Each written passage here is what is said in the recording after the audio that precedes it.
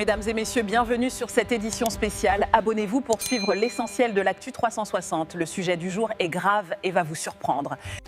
Depuis le premier jour de l'agression russe, la France a fait un choix clair, celui du soutien sans ambiguïté, sans relâche à l'Ukraine. Et ce soutien n'est pas simplement un devoir moral, c'est un engagement profond en faveur de notre sécurité collective, celle de notre continent et celle de tous les Européens. De l'autre côté, la Russie, seule, a fait le choix de la guerre. Rien ne justifiait ce choix, aucune menace, aucune réalité, sinon celle fabriquée dans un mépris total pour la vérité, avec des réflexes et des instincts qui sont ceux d'une puissance qui ne parvient pas à digérer son histoire et ses instincts impérialistes et pour tout dire néocoloniaux. La Russie seule, aujourd'hui, fait le choix de poursuivre cette guerre et même de l'intensifier. Je rappelle que depuis le mois de mars dernier, vous avez avec clarté redit votre disponibilité à la paix et que, suite à des initiatives américaines soutenues par les Européens et au travail important que nous avons conduit ces derniers mois, tout est prêt pour la paix. La Russie seule s'y refuse. Et l'intensification des frappes contre les infrastructures énergétiques de l'Ukraine est une preuve supplémentaire de cette agressivité et de ce cynisme. Et je veux ici les condamner avec force, tout autant que les attaques contre les civils. C'est aujourd'hui la preuve que la Russie poursuit un objectif qui est celui de prendre le contrôle de votre territoire et de ne pas agir conformément aux engagements qu'elle avait pris. Personne ne croit aujourd'hui la Russie quand elle entend faire croire qu'elle veut la paix ou quand elle accuse les autres de l'empêcher.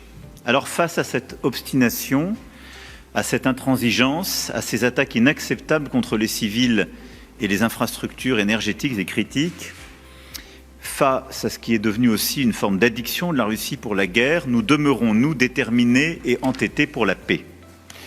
Et pour une paix juste et durable, c'est-à-dire qui préserve les droits légitimes de l'Ukraine, sa sécurité et celle de tous les Européens.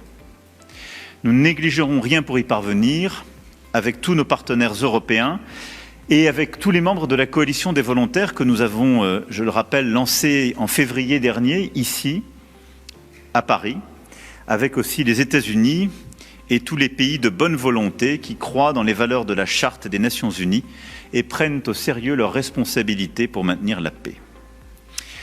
C'est cette détermination que nous avons projetée ce matin dans les 2 premiers moments forts de votre visite, cher Volodymyr.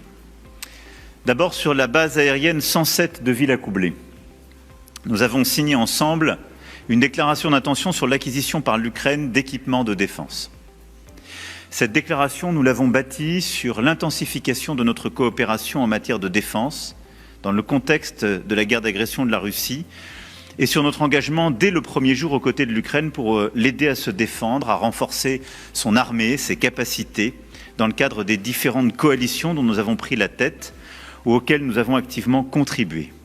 Sans être exhaustif, mais les César, le SAMT, les Mirage 2000, nombre de missiles et de bombes livrés ont tous fait leurs preuves sur le terrain au cours des 3 dernières années et demie et sont la base de cette collaboration. Aujourd'hui, nous franchissons une nouvelle étape. Avec cet accord, nous continuons à miser sur le rapprochement et l'intégration de nos industries de défense pour continuer à soutenir l'Ukraine, la modernisation de ses forces armées qui restent en première ligne et qui sont la première ligne de défense de l'Europe, et la dissuasion contre l'agression.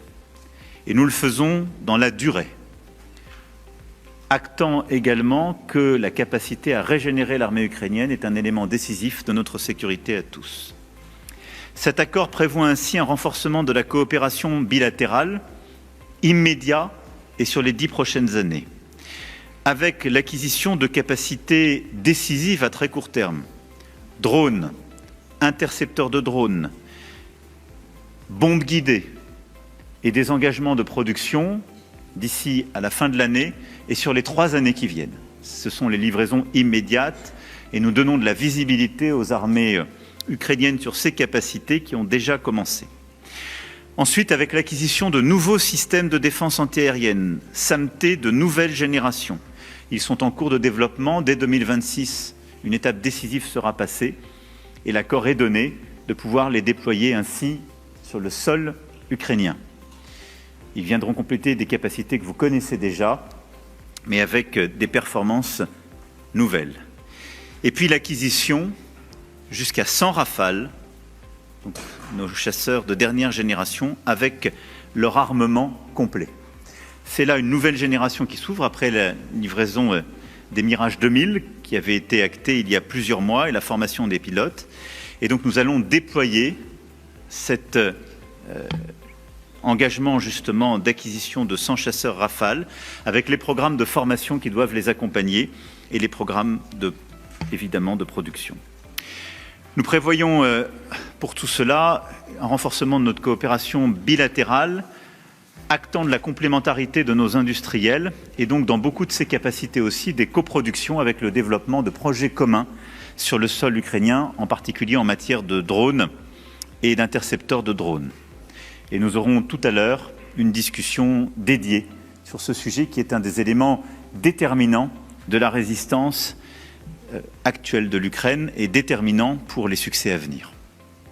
Cet accord est la démonstration de la volonté française de mettre son excellence industrielle et technologique au service de la défense de l'Ukraine et donc de l'Europe. Cette même détermination à agir était aussi au cœur de notre visite conjointe au quartier général de la force multinationale pour l'Ukraine, qui est fonctionnelle depuis plusieurs semaines et basée à Paris avec un commandement franco-britannique. Ce quartier général est issu du travail que nous menons sur les garanties de sécurité dans le cadre de la coalition des volontaires, qui est née, comme je le rappelais, en février dernier à Paris et coprésidée par le Royaume-Uni et la France. Ceci montre combien ces différents sommets ont conduit à une planification précise, mais surtout à la consolidation maintenant d'une équipe d'une 60aine de planificateurs intégrés qui travaillent ensemble à Paris et qui sont parmi les 34 nations, les 25 qui ont acté et décider des contributions concrètes. L'objectif reste de déployer une force de réassurance en retrait de la ligne de contact et une fois le cessez-le-feu acquis pour contribuer à sécuriser la souveraineté ukrainienne, mais aussi de soutenir la régénération des forces armées ukrainiennes dans toute leur capacité pour dissuader toute nouvelle agression russe le jour où une paix sera signée ou un cessez-le-feu sera obtenu. Je veux ici dire, et les échanges que nous avons eus l'ont montré, que nous sommes prêts, que les travaux avancent à marche forcée et que nous aurons d'ici Noël une étape nouvelle décisive de franchie en la matière. Et donc au fond, les accords d'aujourd'hui et notre visite a acté le fait que nous sommes prêts à continuer à aider l'Ukraine à résister, mais aussi à se préparer à la suite. Et par les livraisons capacitaires et les engagements que nous avons pris, comme par les travaux de planification, nous avons montré que du court terme jusqu'aux années à venir, nous nous mettons en situation d'être aux côtés de l'Ukraine. Notre soutien ne se limite pas au champ militaire, il est aussi civil, économique et humanitaire. Et je me félicite à cet égard de la signature à l'instant de l'accord intergouvernemental sur le renforcement de la coopération bilatérale couvrant toute une série de secteurs stratégiques, allant de l'énergie au transport en passant par l'eau et la défense, et un accord permettant de renouveler le fonds de soutien aux infrastructures critiques.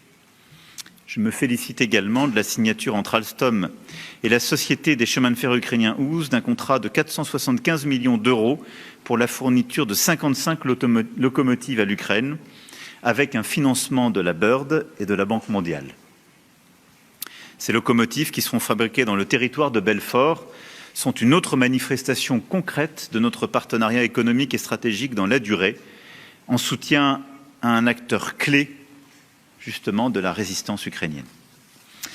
Nous aurons par ailleurs des échanges avec le président Zelensky pour continuer à créer les conditions d'un cessez-le-feu et d'une paix juste et durable, selon deux lignes d'effort, le renforcement de soutien à l'Ukraine et le renforcement de la pression sur la Russie, tant qu'elle persistera dans son refus de la paix.